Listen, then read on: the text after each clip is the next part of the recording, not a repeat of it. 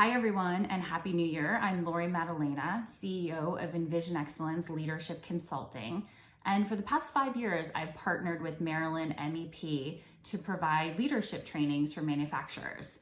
And we have a couple programs coming up this year that I'd love to share information with you about today. And what I find when I go in and I facilitate these programs is, just like me, most people were promoted into leadership roles without having any training. So that was my first experience. I remember being out of college, I was working at an insurance company for about a year. And one day my boss said, we're gonna hire someone who works under you and you're gonna be that person's supervisor. And literally just one day, this woman shows up and now she's my employee. I had absolutely no training, no idea how to manage people. I wasn't the worst leader in the world, but I certainly wasn't the best. And through that, I started to realize I needed to learn some skills to how to be an effective leader. In fact, now we're in the year 2020. It's never been harder to be a leader than it is today. There's so many aspects of leadership that are important. People leave for different reasons now than they did 30 years ago. They want to be more engaged. They want to feel purpose in their work. They want more feedback. And so being a leader today takes a lot more than it did 30 years ago. There's actually 3 pillars of exceptional leadership. The first is creating clarity. So being able to create clarity for your team and for yourself on what are the important goals, what do we need to accomplish. My experience is that many people struggle to focus, and focus is an important skill for being able to get things done. But what we need before focus is clarity.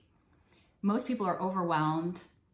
They leave the work at the end of the day and they can't even think about all the things they've accomplished because there's so many things swirling in their mind. So clarity is the first piece of being able to focus and be productive. As leaders, we also need this ability to be able to zoom in and zoom out. So zoom out, looking at the horizon, looking at next week or this quarter or this year, what the goals are, but then being also able to zoom back in and create clarity for our team so they can accomplish what needs to be done today or this hour or this week. So the first is creating clarity. The second is caretaking the culture. And this is a place where I see most leaders in organizations across the country tend to not put enough focus.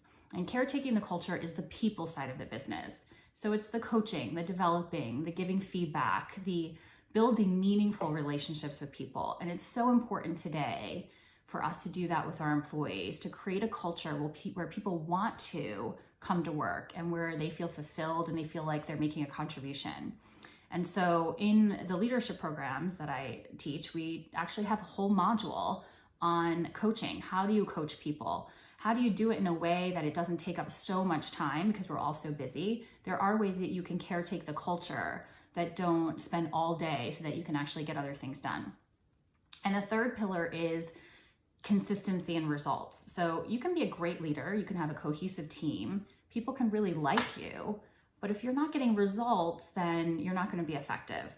And so how do you create accountability, instill it in a positive and principled way where people will follow through and meet deadlines? How do we create clarity around accountability and help people to rise up and meet those expectations, as well as ourselves? How do we make sure that we're creating that accountability for ourselves?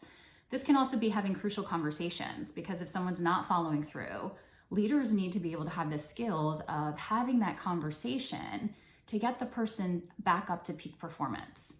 And it's a skill that most leaders lack and tends to hold them back in being an effective leader. So we spent a whole module on crucial conversations, which helps people to have those conversations so they don't have to actually feel negative, that they can be a positive or at least productive conversation and that they don't put them off.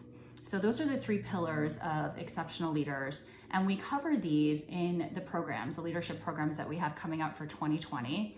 And both are starting in March. So the first program we have is called Future Leaders, which is a 7-module program.